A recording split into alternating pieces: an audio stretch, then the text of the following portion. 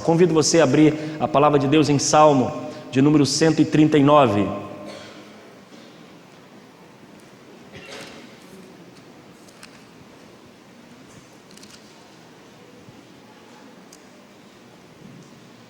Versículo 7 apenas.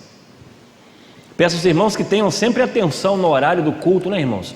Nós estamos começando o culto sempre no horário em ponto, e é preciso que você esteja aqui, né, para logo ao iniciar o culto, você estar recebendo a primeira oração, participando do primeiro louvor, né, que você possa se programar para isso. 6h30 nós iniciamos o nosso culto.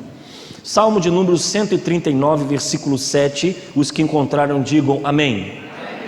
Diz assim a palavra de Deus: para onde me irei do teu espírito, e para onde fugirei da tua face? Toda a igreja, vamos ler?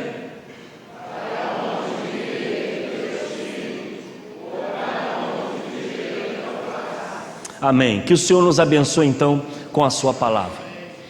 Nós iniciamos nessa manhã, quem esteve presente na escola bíblica dominical pôde acompanhar o início da série sobre a ideia cristã de Deus. Nós vamos, irmãos, fazer uma série de mensagens, e eu espero que Deus nos dê condições, capacidade para abençoar a vida da igreja, falando sobre a visão cristã de Deus, a visão cristã de Jesus Cristo e a visão cristã do Espírito Santo. Nós teremos duas exposições, uma foi pela manhã, agora à noite. Domingo que vem provavelmente nós vamos seguir sobre a ideia cristã de Jesus Cristo, e depois de quatro sobre Jesus Cristo, nós vamos fazer duas exposições sobre a visão cristã do Espírito Santo. E dentro do que nós estamos aprendendo, há uma necessidade nos nossos dias de conhecermos verdadeiramente a palavra de Deus. O que temos vivido no nosso tempo é que existem muitas vozes, muitas igrejas, muitos ensinamentos, muitos doutores da lei, mas verdadeiramente nós estamos vendo que a palavra de Deus tem sido deturpada, tem sido desviada do seu propósito. Como igreja de Jesus Cristo, histórica que nós somos, nós temos uma confissão de fé, nós temos uma doutrina naquilo que cremos, porque quando você identifica uma igreja, a você que talvez não saiba, você precisa saber o que essa igreja crê. Muitas vezes as pessoas entram para uma igreja, participam de uma igreja, porque o louvor é bacana, porque o pastor é legal, o pastor é gente boa, a pregação foi muito boa, entrou no meu coração, a igreja é confortável, a igreja acolheu minha família, acolheu meus filhos. Mas na verdade o que é necessário para você fazer parte de uma igreja é você entender o que ela crê, o que ela prega, o que ela ensina. Nós, como igreja evangélica, histórica e tradicional, numa visão protestante, nós precisamos conhecer profundamente a palavra de Deus, porque quando nós conhecemos quem é Deus, isso influencia toda a nossa vida, as decisões que nós tomamos. O nosso louvor é diferente quando nós entendemos o porquê nós estamos louvando, e para que nós estamos louvando, e para quem nós estamos louvando. Quando nós entendemos a visão de Deus e da nossa fé, os fundamentos, as raízes, por que nós estamos aqui nessa noite, tudo em nossa vida muda. E pela manhã nós tivemos a oportunidade de conhecer um pouco sobre a definição de Deus, não como um estudo, não com um objetivo de dissecar a Deus, que nós não temos condições disso. O ser finito não pode definir o infinito. Deus é insondável, a Bíblia fala isso. Mas dentro da nossa visão de fé, nós podemos ter uma visão de Deus. E dentro do que nós falamos pela manhã, vai estar provavelmente essa semana no nosso canal na internet, a pregação foi gravada. Se você assistiu, quer ouvir novamente, você vai poder estar lá. Quem não, pode ter acesso a conhecer um pouco sobre a doutrina que nós cremos. A visão de Deus é fundamental, porque vai reger a nossa vida. Se nós temos consciência de quem nós somos e saber quem é o Deus que nós servimos, tudo isso vai influenciar até diante da luta, diante da dificuldade, diante do cansaço que a vida nos dá, porque nós conhecemos o Deus que nós servimos. E nós falamos, tivemos a oportunidade de falar que Deus é um espírito pessoal perfeitamente bom, que no seu infinito amor cria, sustenta e dirige tudo. E aí nós falamos pela manhã que Deus, Ele é um espírito, a sua forma natural, Ele é espírito, Ele não é físico, Ele não é material, Ele é espírito. Por isso que a Bíblia diz, os que adorem, adorem em espírito e em verdade. Nós aprendemos também que por Ele ser uma pessoa, um ser, Ele pensa, porque a Bíblia diz, no princípio criou Deus. Quem cria é porque tem inteligência, tem raciocínio, tem capacidade. Ele não é um ser inanimado, Ele é alguém que pensa. Ele é Deus também que sente, porque a Bíblia diz que Deus é amor. Ele tem um sentimento.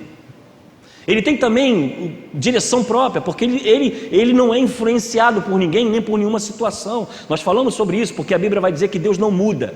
Nós mudamos. Você muda. Muda com o tempo, muda com a idade, muda de casa, muda de opinião. Você muda de time, você muda de partido político, você muda de candidato.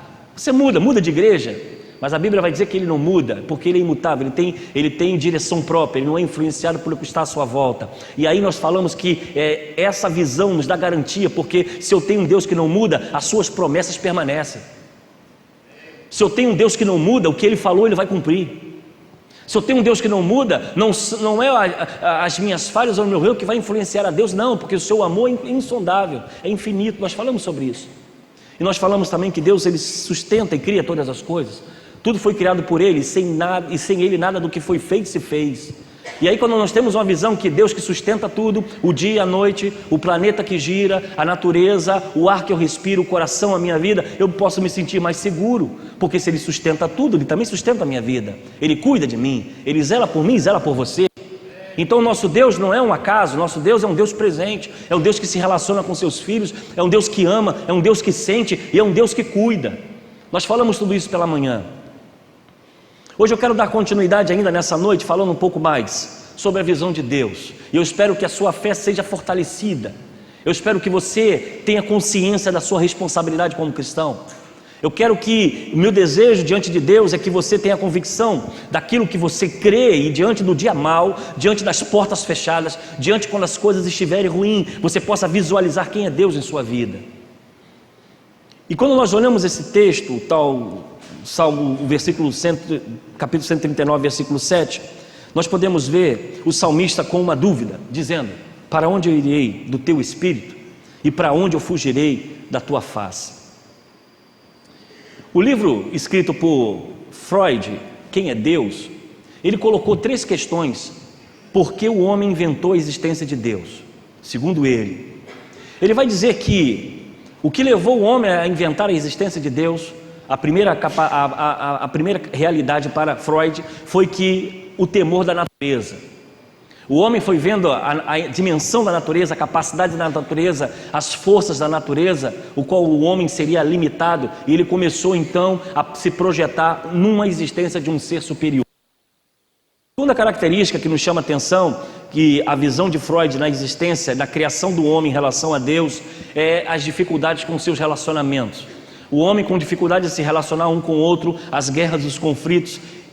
A tendência, segundo Freud, é que o homem inventou a existência de Deus para que Deus fosse o juiz, aquele com apito, que é o intermediário entre as crises, entre as dificuldades, e que nas dificuldades dos relacionamentos o homem então poderia invocar essa força sobrenatural, segundo Freud, e ele então teria a solução dos seus problemas. A terceira característica que Freud coloca porque o homem inventou a existência de Deus foi o medo da morte. Segundo ele, é a necessidade do homem de ter uma segurança no seu futuro, para onde vai ao deixar esse mundo. E na contrapartida, a visão de Freud, nós temos os cristãos. O que nós cremos? A palavra de Deus, ela vai dizer para nós que as dificuldades da vida, as experiências que nós colhemos, a nossa fé, ela é alicerçada simplesmente naquilo que nós cremos. Numa fé não com prova humana, numa fé não diante das experiências ou provas científicas, mas diante de uma experiência com Deus. A palavra de Deus em Romanos capítulo 1, versículo 19 diz o seguinte: porque as suas coisas invisíveis, desde a criação do mundo, tanto o seu poder como a sua divindade, se entende e claramente se veem pelas coisas que são criadas, para que eles fiquem imensuráveis. Portanto, tendo conhecimento de Deus, não glorificaram como Deus, nem lhe deram graças. Antes, os seus discursos se desfaleceram e o seu coração insensato se aborreceu. Dizendo-se sábio, tornaram-se loucos. Esse entendimento do vazio da existência de Deus, ele está no coração do homem. Freud tenta, na sua teoria, isentar Deus, tirar Deus da história. Há muitas pessoas ainda nos dias de hoje que de uma forma ou outra tentam tirar Deus da sua agenda. Eles tentam anular a Deus da sua vida, eles tentam anular a Deus do seu intelecto, eles tentam tirar a Deus da sua existência.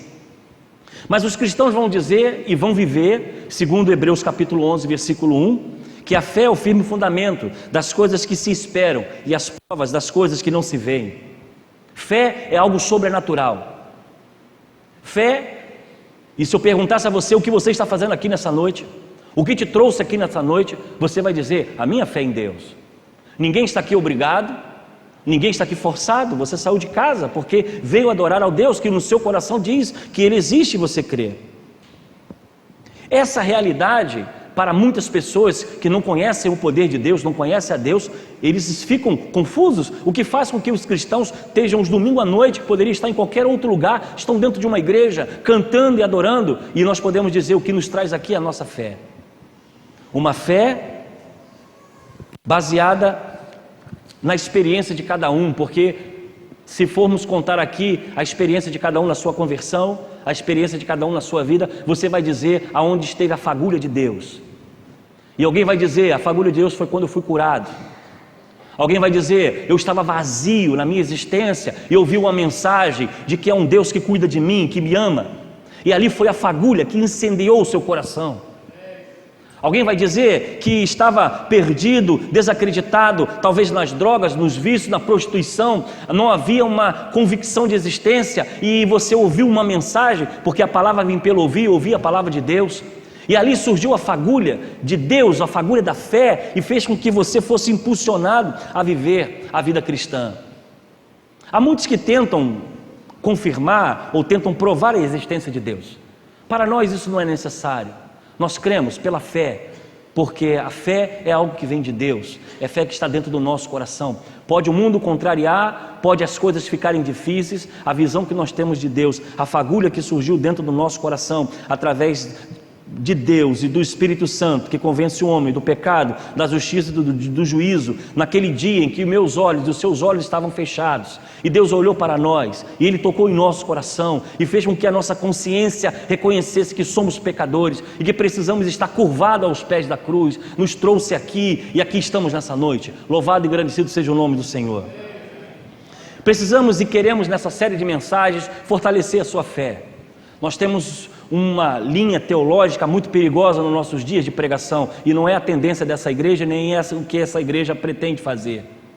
Nós pregamos um Deus que está sobre todas as coisas, nós pregamos um Deus que tem um domínio sobre todas as coisas, o Deus que cura, o Deus que salva, o Deus que abre porta, o Deus que abençoa, mas é um Deus também que busca justiça, é o Deus também que exige de nós compromisso. A nossa fé está fundamentada nos princípios da igreja protestante, princípios de fé, princípio de esperança, não em palavras de autoajuda, não em palavras de fábulas, porque muitos estão em busca de fábulas, porque tem comichões nos ouvidos para ver aquilo que traz esperança ao seu coração, mas na verdade não tem nenhum compromisso com Deus. E a pergunta nessa noite que nós começamos a fazer pela manhã: quem Ele é? Quem é esse Deus? Nós já conversamos pela manhã que Ele é um Deus que tem sentimento, porque Ele ama, Ele é um Deus que é espírito, Ele não está limitado à parte física, Ele é um Deus que criou e que coordenou todas as coisas, e é um Deus que se relaciona conosco. E é por isso que é maravilhoso, porque o nosso Deus, Ele não está numa pedra, Ele não está numa montanha, e nem tampouco em um local específico, como os muçulmanos vão até a Meca para poder lá ter os seus pecados perdoados. Nós temos um Deus que está conosco todo o tempo. E a Bíblia vai dizer ainda mais, nós vamos falar isso lá na frente, quando formos abordar a ideia sobre Jesus Cristo e do Espírito Santo, que esse Deus resolveu viver dentro de você. Esse Deus resolveu enviar o seu Espírito para viver dentro de você, carne limitada, pecador. E louvado e engrandecido seja isso, seja essa visão e esse compromisso, porque Ele é um Deus que ama e que se compromete conosco. E eu quero nessa noite trazer para você 3 características de quem Ele é, da sua natureza. E a primeira característica é a sua onipresença. Deus está presente em todos os lugares. Deus não é um ser limitado como eu e você. Você precisa de pegar o Uber para ir para casa, você precisa de um trem para ir para o seu trabalho. E muitas vezes nós somos limitados até diante do tempo, estamos sempre com o relógio na mão para acertar os nossos compromissos. Ficamos preocupados porque a nossa idade avança e nós temos que melhorar a saúde, temos que continuar trabalhando, mas o corpo começa a pesar, não temos mais a mesma agilidade, nós somos limitados. A Bíblia vai dizer que essa onipresença de Deus, Ele não é limitado como nós. O presente, o passado e o futuro estão diante dEle. Não podemos também, precisamos também entender que esse Deus, Ele está em todos os lugares. Por isso que Ele fala, onde estiverem 2 ou 3 reunidos, eu estarei no meio de vós. Essa visão de Deus, essa visão de um Deus que relaciona comigo e eu tenho acesso a Ele porque Ele é um Deus presente, Ele está presente em todos os lugares, precisa abrir a nossa visão e da amplitude do Deus que nós servimos. Há um pensamento e uma teoria muito errada que eu já ouvi na mente e no coração de alguns cristãos. A visão de que Deus está na árvore, que Deus está nos animais ou nas plantas. Eu quero dizer para os irmãos que isso é uma heresia e se chama panteísmo, quando Deus está dentro das coisas. A Bíblia diz que o céu proclama a glória de Deus e o firmamento anuncia as obras de suas mãos. Deus, Ele é criador de tudo e a natureza reflete a sabedoria, a grandeza e o poder do nosso Deus. Mas uma árvore não é Deus, um animal não é Deus, um inseto não é Deus, e até religiões que não se alimentam, por exemplo, da vaca porque acham que a vaca é sagrada. Há outros que se reúnem em uma praça ou em um jardim, abraçam uma árvore e ficam ali tentando se energizar, dizendo Deus está ali. Nós precisamos ter cuidado porque a falta de conhecimento doutrinário, a falta de conhecimento de Deus, nós podemos estar pecando. Meu povo peca por falta de conhecimento.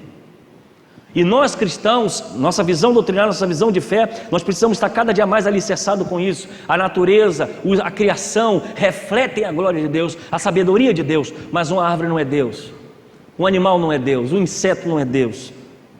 Nós precisamos ter isso dentro do nosso coração. A natureza manifesta, mas Ele não é Deus.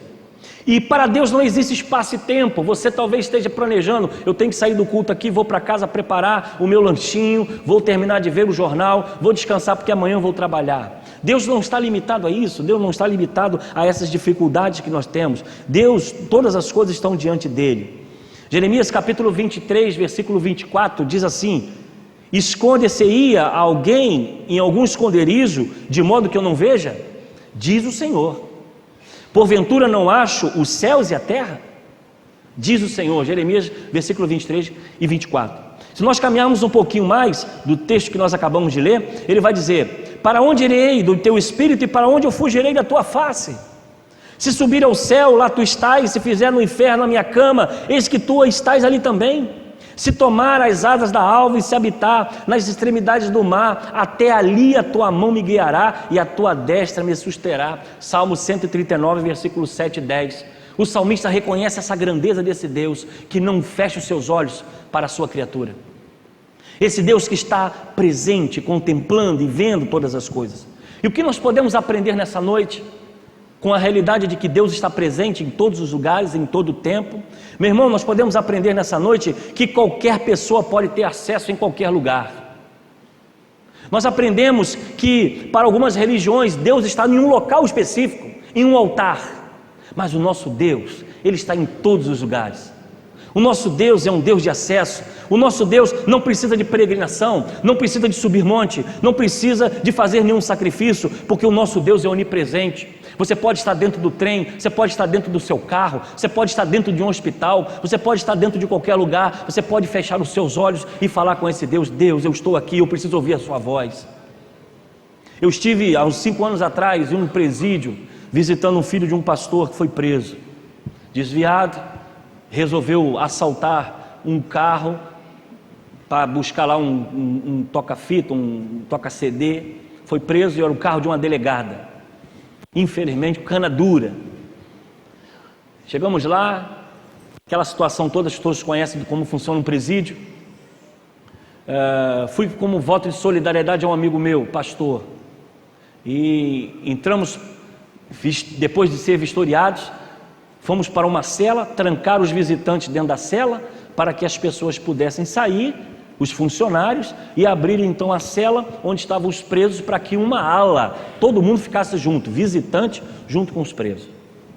Eu cheguei para aquele jovem, criado na igreja, conhecedor da palavra, por uma besteira, e é isso que eu falo, decisões erradas levam às consequências ruins. Eu disse para ele: eu não vim aqui pregar para você porque você já sabe, eu não vim aqui contar história para você porque você já conhece tudo, eu só quero orar por você e eu quero ir para minha casa. Certeza de que Deus vai transformar completamente sua vida. Aquele jovem olhou para mim, mesmo conhecedor da palavra, e disse: pastor, será que Deus vai estar aqui? Será que Deus vai estar nesse lugar onde só tem gente ruim? Será que Deus vai estar aqui, vai ouvir a sua oração aqui? Será que só tem certeza que o Espírito de Deus vai estar num lugar como esse? Eu já conheci fulano e começou a contar a história do ciclano que fez, o que fez, e como agiu. E eu tive que falar isso para ele: meu filho, não há lugar onde Deus seja impedido de entrar. Tudo é dele, tudo é para a glória dele. O salmista vai dizer: se eu colocar a minha cama no inferno, ali também tu estás. E aquele jovem chorando, arrependido, nós oramos por ele, conversamos com ele, e ele sentiu seu coração aliviado. E depois de alguns meses ainda preso, os processos correram, e apesar de ter sido um roubo de uma pessoa, autoridade, ele conseguiu sair de lá. Eu não sei como ele está hoje, não sei aonde está, não tive mais contato. Mas foi uma dúvida no seu coração: será que Deus pode estar aqui, nesse ambiente?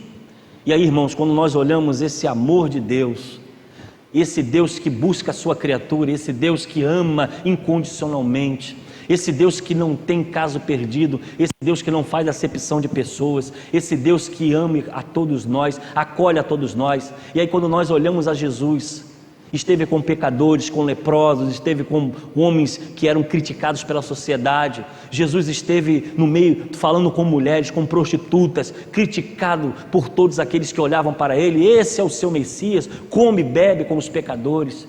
E ele diz: eu não vim para os sãos, eu vim para os doentes. Louvado seja o nome do Senhor.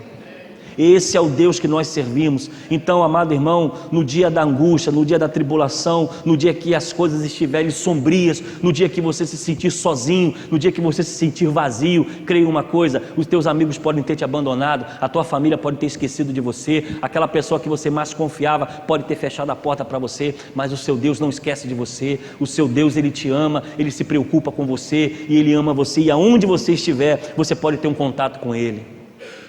A segundo item que nós podemos aprender nessa noite é que ainda a onipresença de Deus, nós podemos aprender sobre a onisciência de Deus. Ele tem todo o entendimento e conhecimento de todas as coisas.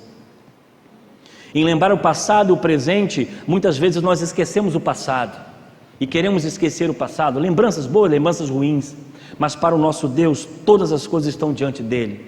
Uma profecia para você pode ser novidade, mas para Deus é algo que é aquilo que Ele já viu, que Ele já sabe.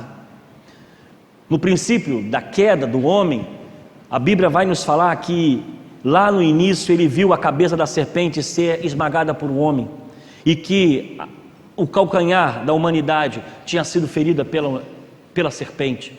Essa visão profética é a visão de que Cristo viria, e que a serpente é o inimigo, e que Ele viria a esmagar a cabeça da serpente já no início de todas as coisas. Porque para Deus o presente, o passado e o futuro estão juntos. Ele tem conhecimento de todas as coisas. E quando nós pensamos assim, que Deus tem um conhecimento de todas as coisas, nós precisamos aprender uma coisa nessa noite, irmãos: levar a Deus as nossas orações. Infelizmente, os locais de oração têm sido os mais vazios em todas as igrejas. O período de oração, os momentos de oração e os cultos de oração são os mais vazios. E talvez seja um reflexo de uma geração e de um povo que não conhece o que é oração e nem conhece o seu Deus. Porque quando nós oramos a Deus, nós buscamos dele respostas e buscamos soluções daquilo que nós não temos o controle. E se nós temos um conhecimento de que Deus é onisciente, Ele tem conhecimento de tudo e sabe todas as coisas, a resposta dele é a melhor para a minha vida. O que Ele tem para mim é o melhor. A solução é a dele, porque Ele conhece tudo, Ele sabe tudo, Ele vê tudo. Mas infelizmente, talvez seja por falta de uma doutrina aplicada às igrejas, de que o povo não ora, não busca a Deus porque tem duvidado de Deus, ou talvez não tem se importado, porque se Ele é o conhecedor de todas as coisas, as decisões que você tem que tomar, as dúvidas que você tem, Ele tem a resposta. Ele sabe o que é melhor para você. Há caminhos que ao homem parece ser bom, mas o seu fim não é o melhor. E se Deus, Ele tem um conhecimento de tudo, eu vou buscar a dele as decisões para os problemas da minha vida. Mas infelizmente nós temos uma geração que toma toda a iniciativa, faz tudo sem sequer consultar a Deus. E depois, decepção, angústia, portas fechadas. Filipenses capítulo 4, 6 diz assim: não estejais inquietos por coisa alguma, antes as vossas petições sejam em tudo conhecidas diante de Deus, pela oração, pela súplica, com ações de graça. Filipenses vai ser bem claro: não estejais inquietos por coisa alguma, antes a vossa petição seja tudo conhecidas diante de Deus, pela oração. O entendimento de que se Deus tem o conhecimento de tudo, e tudo está nas mãos dEle, e Ele sabe todas as respostas, Ele sabe exatamente o que é bom para você, meu irmão. E aí nós aprendemos também nessa noite algo, que se você está preocupado com a decisão que você está tomando, ou que você vai tomar, Salmo vai dizer o seguinte: entregue o teu caminho ao Senhor, confia nele, o mais Ele fará. O que você precisa fazer é se lançar diante do Pai. O que você precisa fazer é confiar nele, é largar a direção do seu barco que você está tentando jogar para a direita, sem consultar a ninguém. Se você lhe entregar o seu caminho, se você confiar nele, se você simplesmente deixar com que o caminho ele te leve, ele te direcione, mais ele fará por você. E aí nós aprendemos algo nessa noite: a necessidade da dependência de Deus, de uma geração que está se esquecendo de Deus, de uma geração que a igreja é descartável, de uma geração que o estudo bíblico não é mais prioridade, de uma geração que vir à igreja e ficar em casa é a mesma coisa. Nós precisamos resgatar esses conceitos, nós precisamos trazer Deus novamente para o centro da nossa vida, precisamos colocar Deus no centro da nossa casa, e olhar e ver a nossa vida e dizer: Deus, está uma confusão lá fora, está todo mundo dizendo que a previdência vai acabar, está todo mundo falando que os empregos vão se extinguir, está todo mundo falando que vão entrar em recessão. Aí quando você tem a visão de um Deus que é onisciente, sabe todas as coisas, aí você fala assim: Senhor, eu sei de tudo isso, mas sabe de uma coisa? O Senhor tem o melhor para mim, e é em Ti que eu vou confiar. É em Ti que eu vou confiar, não é em governo, não é em partido, não são em políticos. É claro que tudo isso é necessário para a existência social, mas nessas coisas, irmãos, a nossa confiança só está no Senhor, não há ninguém, não há outro. E às vezes nós estamos colocando a nossa força em coisas que Deus nunca nos chamou para colocar. Terceira, a onipotência de Deus. Além de Ele estar presente em todos os lugares, o nosso Deus, Ele também tem consciência de todas as coisas, porque nada foge aos seus olhos, mas também Ele é um Deus que tem todo o poder em suas mãos. Todas as coisas foram feitas por Ele, e sem Ele nada do que foi feito se fez. Nele estava a vida, e a vida era a luz dos homens. João 1, 3 e 4. Servimos a um Deus que tem um poder de dirigir, de sustentar e de criar todas as coisas. 1 Pedro vai dizer no versículo 5, 7, lançando sobre Ele todas as nossas ansiedades, porque Ele tem cuidado de vós. Esse poder que nós crentes e igreja de Jesus confia, não é um poder apenas de ter uma geladeira nova, um carro novo. Esse poder desse Deus que nós confiamos vai além das coisas materiais que venha a trazer prazer à nossa carne física. Esse Deus que nós servimos, Ele tem um poder para nos livrar do mal, do laço da morte e do passarinheiro. Esse Deus que nós servimos, Ele tem um controle da sua vida, em que pode ser que tudo esteja fechado, ou quem sabe você não ter mais saída. E nós olhamos para Deus e diz: Senhor, eu não tenho mais o que fazer, aqui estou, dependo do Senhor. E Deus vai lá de uma forma suave, tranquila, toca em sua vida, tira você daquele embaraço, traz você são e salvo, e você olha para trás e diga assim: como é bom servir ao Senhor. Finney, um grande homem, pai dos órfãos, a biografia dele é maravilhosa, eu já li 8 vezes, aquilo ali te enche de graça, para ver o que Deus fez naquele homem. Cuidando de um orfanato, dependendo de oferta, não tinha dinheiro para nada. Numa manhã não tinha café, não tinha leite, não tinha nada para as crianças. Finney colocou as crianças sentadas na mesa e disse: vamos orar e agradecer. As crianças olharam para a cara dele: mas não tem pão, não tem leite, não tem nada. Vamos agradecer, disse Finney. As crianças baixaram a sua cabeça e Finney começou a orar: Senhor, obrigado pelo pão. Obrigado pelo leite. Obrigado porque o Senhor tem sustentado esse orfanato. Diz a biografia que Finney estava orando. Alguém bateu na porta. Finney foi lá atender. Era o padeiro. O pão havia passado um pouco do ponto, não tinha como vender. Ele lembrou que havia um orfanato. E ele disse: vocês querem receber o pão? Finney, é para já. O pão chegou, botou na mesa. As crianças ficaram assustadas com aquilo. E ele disse: vamos continuar a nossa oração. Finney, ainda de cabeça baixa, continuou a oração com aquelas crianças. E ainda antes dele terminar, mais alguém na porta. Era o leiteiro. Naquele tempo, os leites vinham nas carroças. Esses irmãos entendem muito bem.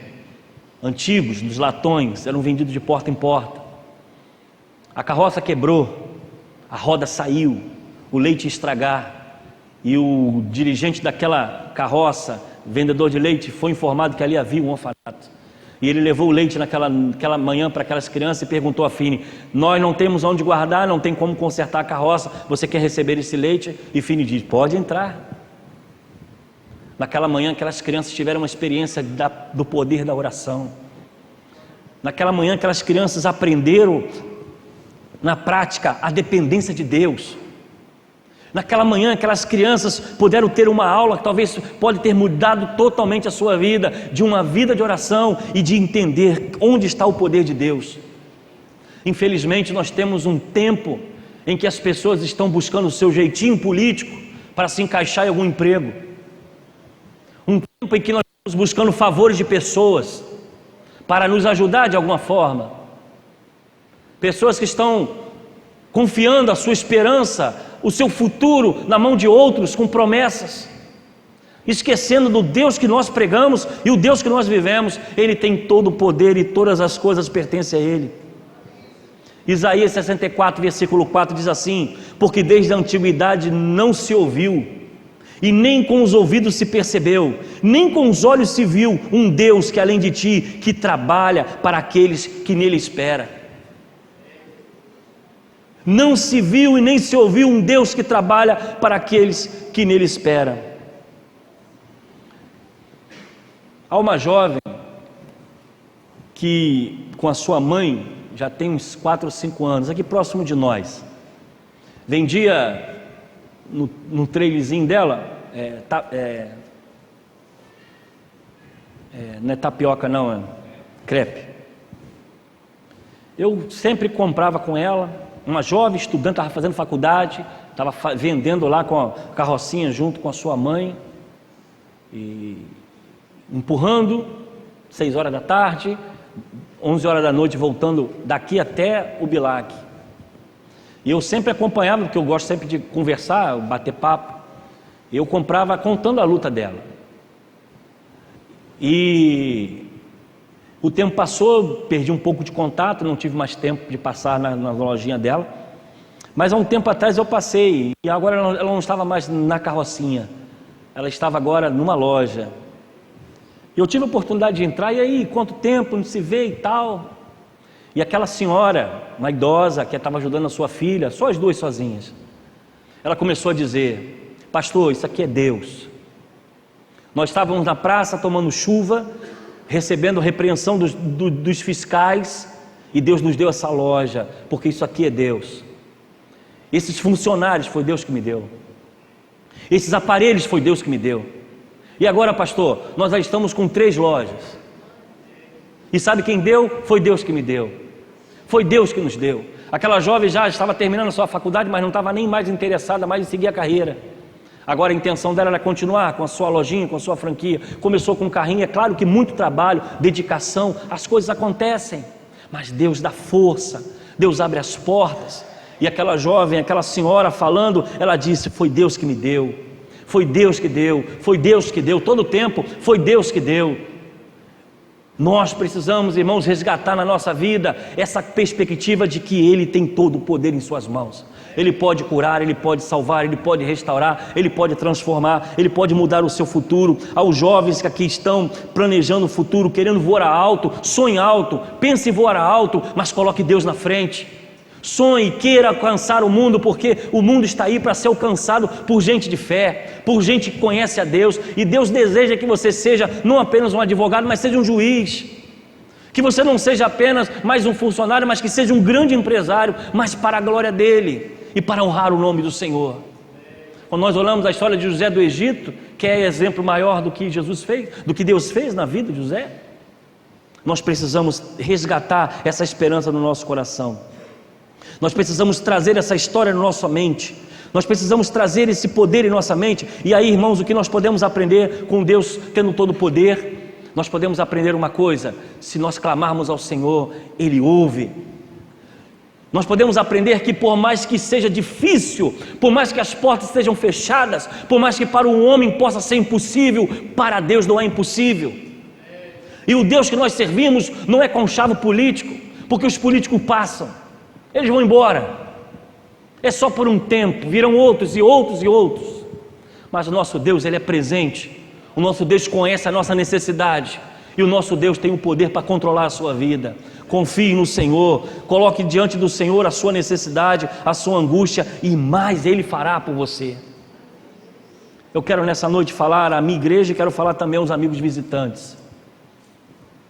Eu não sei qual a sua história, nem o que trouxe aqui.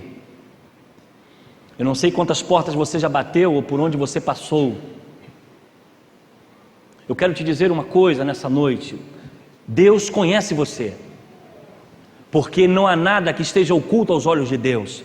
Deus conhece a sua história, Deus sabe o que você fez, Deus sabe de onde você veio, e Ele sabe exatamente o que você pensou antes de colocar a sua roupa para entrar nesse culto nessa noite. E esse Deus que sabe, que vê e que contempla, é o mesmo Deus que tem um poder para fazer tudo novo.